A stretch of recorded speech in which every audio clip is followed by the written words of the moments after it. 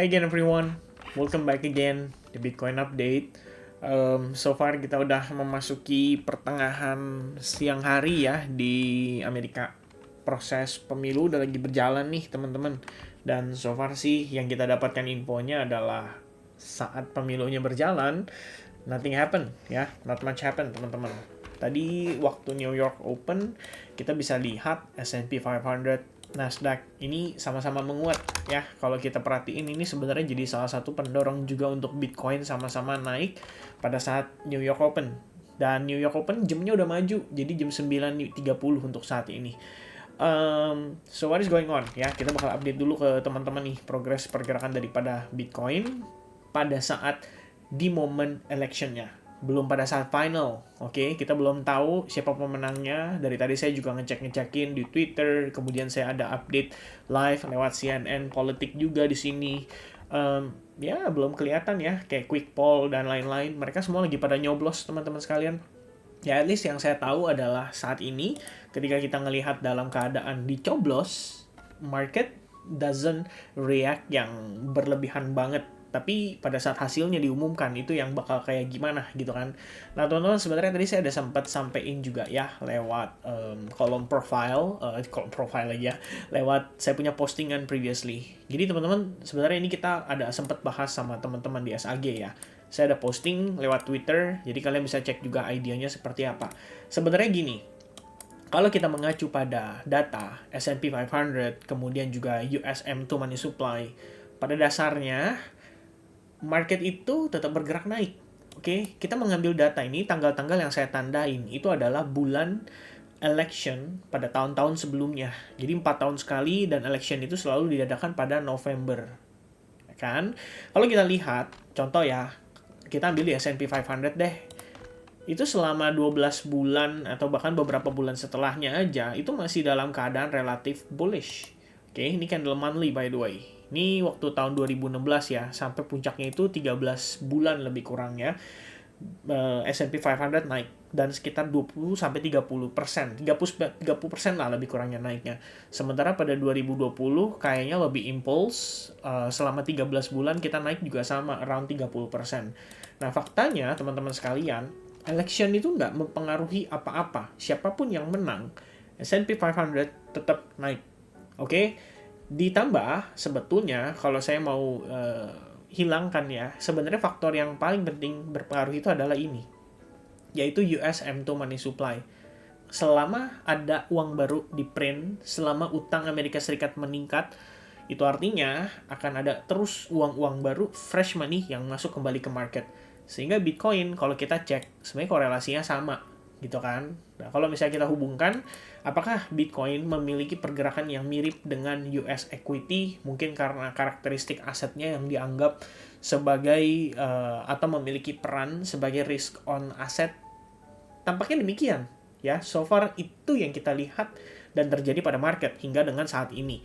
Jadi kalau misalkan after US election, sebetulnya kan dari kemarin kita ngobrol ya, itu pun hanya bentuk kekhawatiran saja dalam konteks di sini karena ada sentimen yang terbuild up ya kan. Saya udah bilang sama teman-teman di SAG tadi exactly the same nih cara saya ngomong teman-teman, itu karena mereka menyebutkan Bitcoin dalam kampanyenya, jadi membuat adanya sentimen, membuat adanya ekspektasi kalau dia yang menang kita bakal lihat market bullish, kalau dia yang menang kita bakal ngelihat market mungkin akan cenderung bereaksi negatif. Lah kenapa bisa negatif? Ya salah satu reasonnya kan adalah kebijakan-kebijakan yang dikeluarkan oleh Joe Biden tapi belum disetujui sama anggota kongresnya dia juga. Jadi pada dasarnya kita juga nggak tahu kan apakah setelah terpilihnya Kamala Harris itu dari pihak kongresnya gimana, apakah semua mayoritas Demokrat atau mungkin ada pun lebih utamanya lebih banyaknya malah di Republik ya kan. Kalau misalkan dari partai Republiknya lebih banyak ya tetap aja kebijakan-kebijakan ini bisa ditentang gitu. Sama halnya ketika Donald Trump menang. Saat Donald Trump menang, salah satu yang dia akan tegaskan, kata dia apa? Dia pengen pecat tuh Gary Gensler sebagai ketua SEC, teman-teman. Masalahnya adalah SEC itu lembaga independen. Nah, kalau lembaga independen, artinya dari pihak eksekutif itu nggak bisa langsung campur tangan gitu aja pengen pecat si Gary Gensler, ya. perlu adanya pengajuan dulu, proposal dulu dari pihak legislatifnya, alias dari kongresnya, itu juga harus ada persetujuan. Baru kemudian bisa istilahnya disepakati memecat si Gary Gensler sebagai ketua SEC. Jadi itu bisa dibilang sifatnya janji dan kita belum tahu pasti apakah bisa terrealisasi. Jadi seberapa bullish kita juga nggak tahu ya. Ingat di sini konsep pemerintahan Amerika Serikat atau kita bilang sistem politiknya itu mirip dengan di Indonesia, demokrasi teman-teman. Jadi ada badan eksekutifnya, ada badan legislatifnya juga di situ. Kalau kita di Indonesia ada yudikatifnya juga teman-teman ya. Jadi kayak 3 yang utama yang menjadi pemimpin atau menjadi sistem kepemerintahan di Indonesia. Kira-kira begitu bahasanya. Nah, sekarang kalau kita lihat kondisi market nih, waktu lagi berjalan, New York Open doang kita ngeliat Bitcoin pump. Tapi saya bilang sama teman-teman di SAG, guys, pump kayak begini jangan langsung react berlebihan gitu. Kenapa? Kita nggak bilang ini persiapan lepas landas atau take off. Kenapa? Karena belum ada kejelasan. Bahkan hasil quick count aja belum keluar. Kalau quick count udah keluar, mungkin tuh dinamika pergerakannya akan lebih agresif lagi dari yang tadi terjadi pada saat di New York Open. Ya, bisa lebih agresif lagi. So for now, teman-teman sekalian, kalau lihat sekilas, simpelnya, kita dapatkan closing pada time frame 4 jam dengan cukup baik. Lalu, 4 jam barusan nih, yang tadi jam 3 closing, itu nunjukin kalau Bitcoin nggak mampu pertahankan momentumnya. Dia balik turun, tapi jatuhnya retest ke level 69.000. Ini juga sama yang saya sampaikan di Telegram, ya, Telegram group. Saya udah ngomong di Telegram group itu sekitar jam 10 malam tadi, ya. We have initial structure shift, kemudian previously lagi itu kalau nggak salah siang, ya. BTC tadi pagi deket, ya. Intinya kalau kita mau adalah reclaim dulu nih 69.000. Kalau kita pengen lihat Bitcoin bullish, ya secara price action, ini di luar hasil US election nih, kita butuh dulu nih lihat Bitcoin claiming 69.000 dan di saat yang bersamaan saya pakai exponential moving average 21. Kita juga harus main di atasnya. So far kita dapat 2 candle. Candle pertama tadi closingnya di atas, candle kedua retest terhadap EMA 21 dan bertahan di atasnya. Tinggal candle ketiga yang mana kalah ini bakal berbarengan dengan hasil quick count ya, atau udah mulai nanti keluar survei quick count kayak berapa nih yang lebih dominan, apakah Donald Trump, apakah Kamala Harris ya. So far dari info-info yang saya dapat sih katanya Donald Trump ya lagi dominan teman-teman. Tapi kan itu bisa berubah. Dan ketika quick count-nya atau quick poll-nya itu tiba-tiba berubah, ini bakal ngefek lagi ke market dan bakal bikin market lebih relatif fluktuatif. Jadi, kalau saya ngelihatnya, begitu kita lihat tadi candle-nya bullish banget, saya biasa aja gitu ya. Kenapa? Karena menurut saya ini bukan final showdown-nya. Walaupun demikian, perhatikan ya, kalau dari overall perspektif di time frame 4 jam, ini tuh masih bullish gitu loh. Ini secara struktur nih, teman-teman bisa lihat. Apa yang terjadi pada Bitcoin sejauh ini adalah bagian dari koreksi aja, atau retracement. Sehingga kalau kita melihat ada indikasi nih, wah kayaknya dia mulai reversal nih. Ini baru indikasi awal yang memberikan kita semacam clue, seandainya ini valid, maka dia pullback itu harus dalam keadaan korektif dan harus mempertahankan kalau bisa area 69.000 before kita lihat dia next push-nya. Nah, next push-nya saya yakin ATH baru. Kalau valid dan didukung dengan sentimen yang positif gara-gara US election.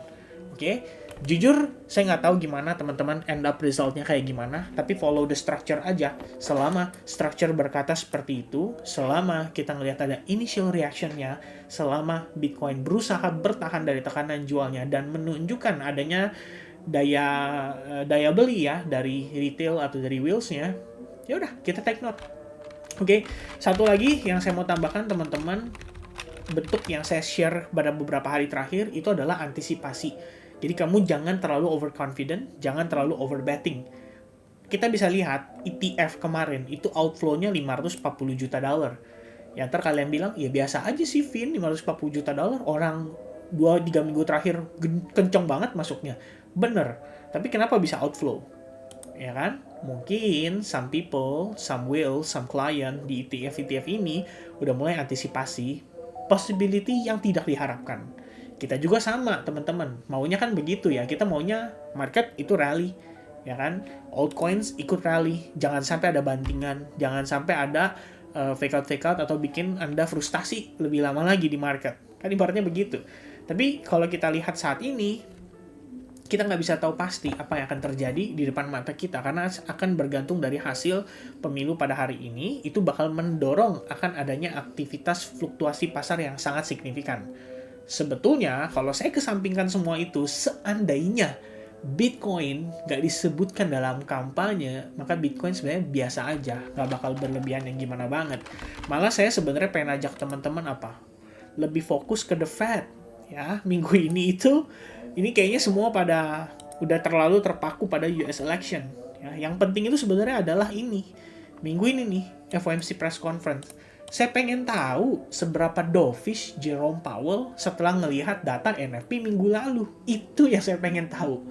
Kalau misalnya dia dovish banget, dan dia bakal memberikan statement-statement kayak, ya kita bakal pangkas suku bunga, kita bakal pastiin kalau job akan kembali normal, kalau kita bakal begini, begitu.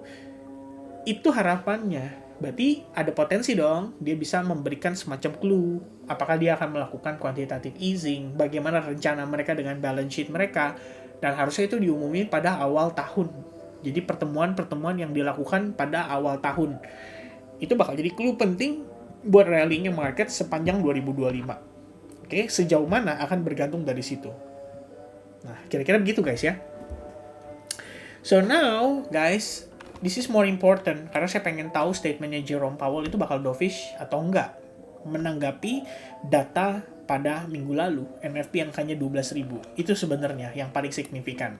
Jadi kalau misalnya Bitcoin hari ini naik duluan, sejujurnya ya saya juga fine-fine aja gitu ya, happy-happy aja. Cuma tadinya saya berpikir kalau memang hari ini ada sell the news event, yang manakala tidak terjadi ya pada saat proses pemilunya. Ingat, proses pemilunya, bukan pada saat proses terpilihnya atau sudah kita tahu nih siapa pemenangnya gitu kan. Kan sekarang kita belum tahu. Pada saat kita tahu nanti Kamala Harris atau Donald Trump, apa tuh kira-kira efeknya.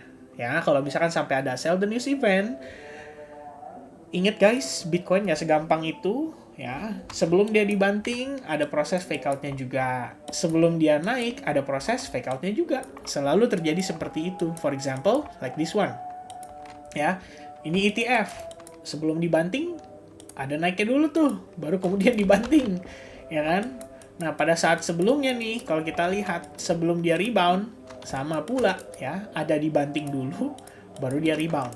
Jadi kalau misalnya Bitcoin seandainya nih, nanti pada prosesnya, ya, sampai terjadi kayak gini. Wah, ternyata Donald Trump menang ya. Syukur-syukur skenario pertama, Bitcoin langsung rally. Udah nggak balik-balik lagi. Ini skenario paling terbaik. Tapi apakah bisa kayak gitu, ya kan? Karena kita tahu nih, kapasitas keuangannya belum sampai ke sana. Tapi mudah-mudahan, kan kita doakan ya. Tapi, ada pun skenario kedua.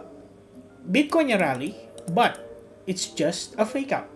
Boom, fake out ATH, baru kemudian dia koreksi lagi. Nah, itu ada satu possibility seperti itu. Jadi ya buat saya jangan sampai terlalu over euphoric aja. Ya, kalau memang terjadi fase kapitulasi, I believe that's gonna be the final capitulation after kejadiannya Japan carry trade unwinding ya, yang ada di sini teman-teman. Ya. One more capitulation and that's it ya. Clear all leverage trader. Kemudian market bertumbuh kembali dalam keadaan organik, fokusnya lebih kepada spot, tidak kepada derivatif. Everything's fine. Oke, kalau kalian tanya kepada saya, ini conclusion-nya. 1, mid-term to long-term, saya percaya Bitcoin bullish. Oke, lebih gampang kita ngomong kayak begitu. Jujur yang lebih susah adalah mengetahui potensi short-term-nya. Can we get a discount? Can we get a cheaper price? Itu yang sebenarnya susah. Dan itu yang kita coba antisipasi. Sehingga teman-teman sekalian, saat ini short-term, posisi Bitcoin nunjukin ada indikasi yang cukup positif. Minimal dia nunjukin kita udah mulai menciptakan higher high yang baru. So price goes down like this and creating higher high. Oke, kalau dia pullback, let's say dia consolidate di sini, I believe it could be a push for the next higher high. Nah, itu bisa jadi long setup atau long opportunity buat dimanfaatkan pergerakan jangka pendek. Ya, tapi semua sekali lagi saya katakan kita belum tahu siapa pemenangnya, quick poll-nya juga belum kelihatan. Mereka semua masih pada itu bahkan ada kayak gini nih, select polling places in 3 Atlanta area counties are seeking to extend voting due to bomb threats. Crazy nggak? crazy ya. Itu untung di Indonesia nggak ada tuh ya ancaman-ancaman bom, teman-teman. Di sana ada ancaman bom, segila itu ya. Oke, so yeah, that's gonna be the update, teman-teman sekalian. Again ya, conclusionnya mid to long term still bullish. Short term baru ada potensi reversal, tapi kita belum tahu validasinya kayak gimana. Mudah-mudahan aja bisa tervalidasi dengan baik pada hari ini. Dan closingnya ya, dan semoga saja quick count mendukung ya untuk market stay bullish shit, kira-kira begitu. So everybody, God bless to everyone. I'll see you guys again in the next update.